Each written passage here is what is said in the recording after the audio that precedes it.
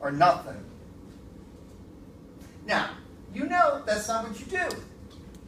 Most of what you do involves some degree between there.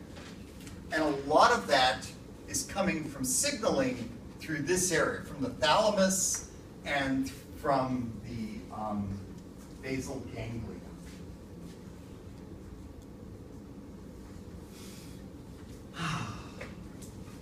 I've spent whole lectures on this slide. I find this slide is one that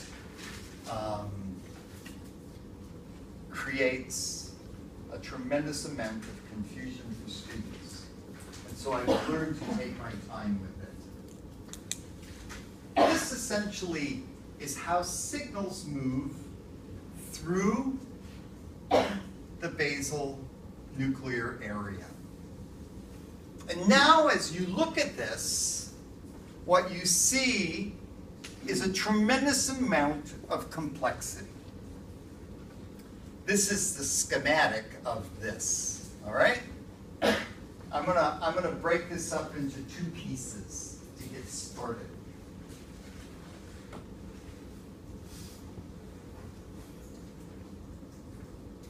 Understanding the difference between the indirect and the direct pathway, once again, I find can be a little bit confusing. The direct pathway starts at the cortex, comes to the striatum, okay? Passes through the basal ganglia, goes to the thalamus. It is a direct path. Are we okay with that? We're talking simplistic at this point. I'm gonna make it more complicated in a few minutes. The indirect pathway comes in, comes down, subthalamic nucleus, comes back, and then goes in. So one pathway does this. The other pathway does this. It does a loop-de-loop, if you want to think of it that way. Now, once again, looking at this, this would be a great thing for you to practice labeling. We've got the gray matter of the cortex.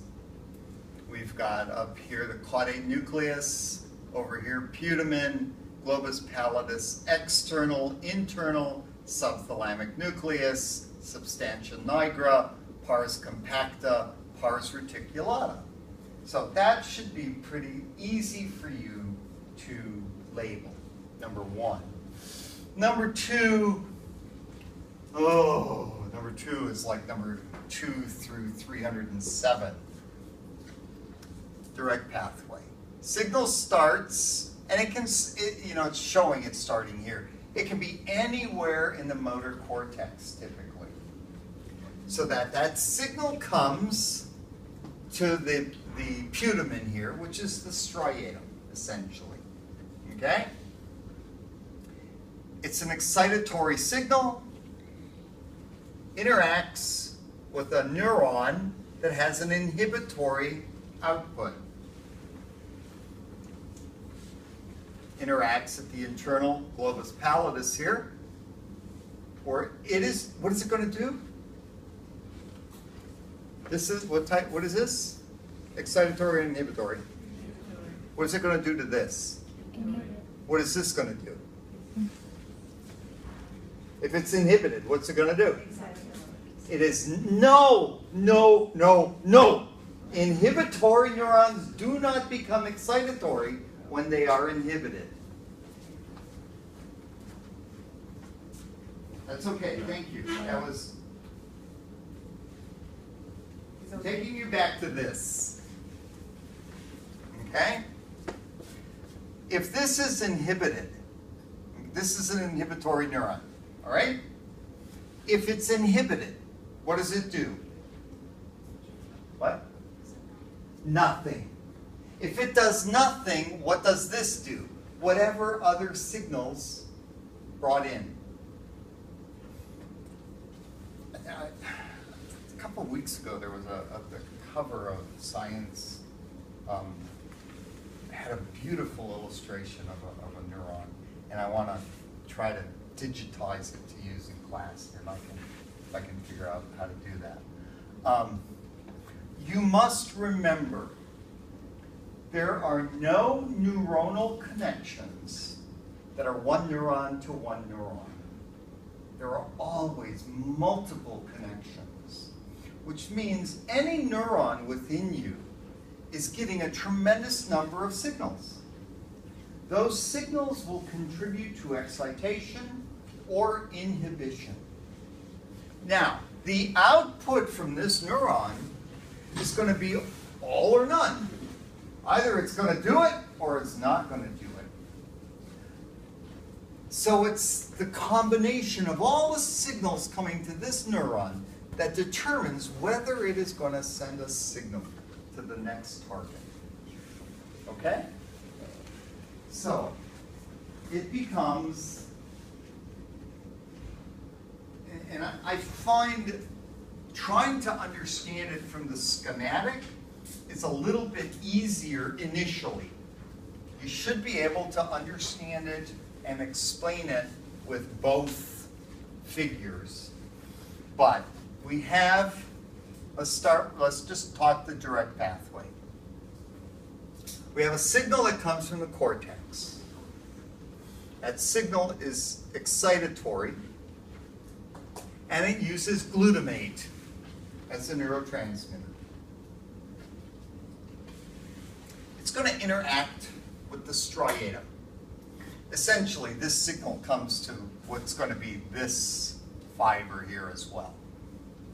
Okay? Are we okay with that? So we have an excitatory signal coming from the cortex to the striatum. I will take your silence to mean you got it.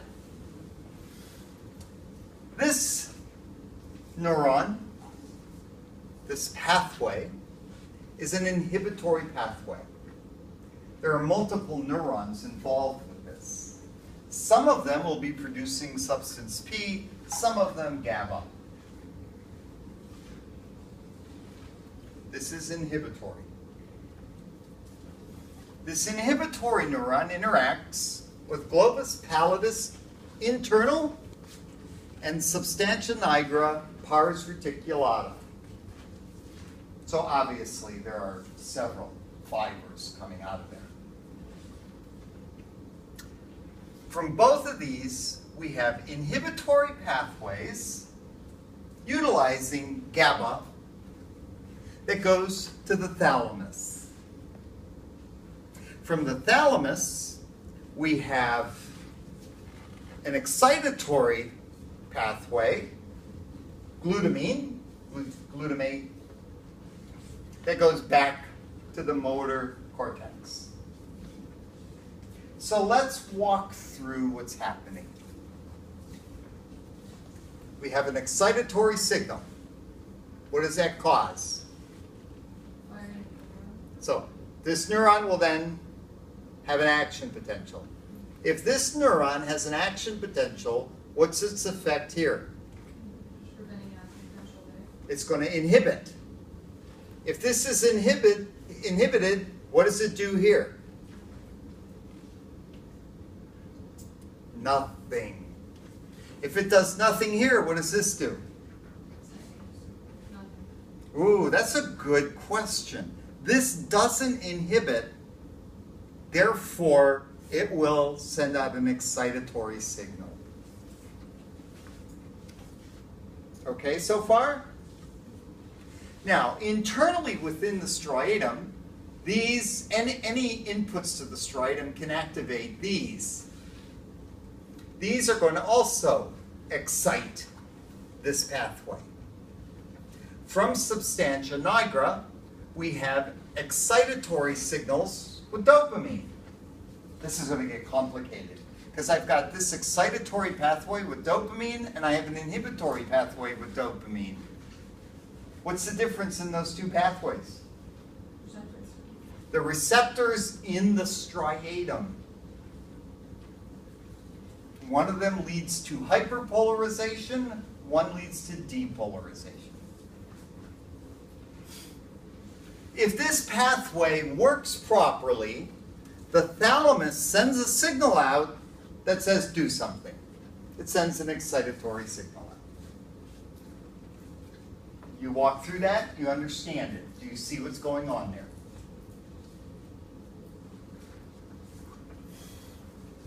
The indirect pathway is a little more interesting. We have a signal here that's excitatory. We have a signal internal that's excitatory. These will both excite this.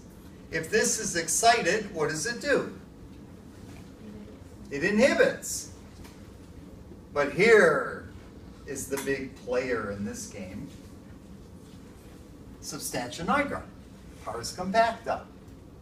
Inhibitory signal. If this inhibits this, what does it do?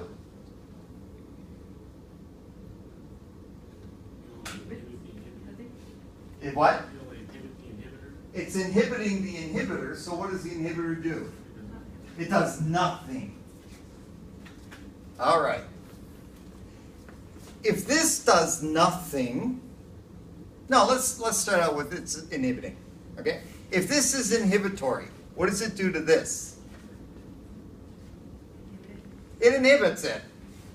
If this is inhibited, does this happen? If that doesn't happen, does this happen? Yes. It does. If this excites this, what does this do? What is this? What's this? Does it happen or not? Yes. No, it's inhibited. Ah, right. Movement. Okay? Mike, I seem to remember most of you want to be occupational therapists. Movement is the answer to the question. How do I get somebody to move? This is where the problems are going to be for many of your patients. Understanding how this works and falls together. Once again, early in the semester, we looked at motor and somatosensory things, and I said, okay, just walk through and put, block signals. Block this signal. You never get this inhibitory signal, all right? Block that signal. You never get that. This signal is pretty much going to cancel those out. I mean, it's implied. Now, if we don't inhibit this, now let's say we do inhibit it. Here's your inhibitory signal. It inhibits this. This doesn't happen. Then this does. If this inhibits this, does this happen? Doesn't happen. Therefore, this signal, oh, I'm not getting excitation. Does this happen? No. This is not inhibited. We get movement. Ugh. Confusing. Complex. I have a question. Yeah. So the inhibitors have to be excited, but the excitatory ones don't have to be. No, the inhibitors have to. So right here, let's use the globus pallidus external. All right. It is an inhibitory nucleus. So its outputs are all inhibitory. For it to inhibit, it must be excited. You have to think about it entirely from neurotransmission and producing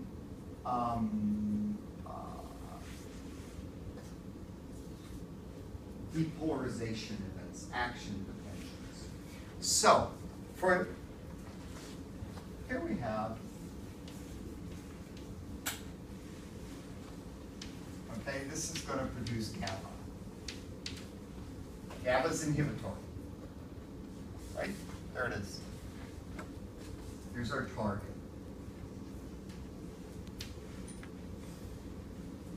To produce GABA, we need to have an action potential. So, we want to release GABA into the synapse. seriously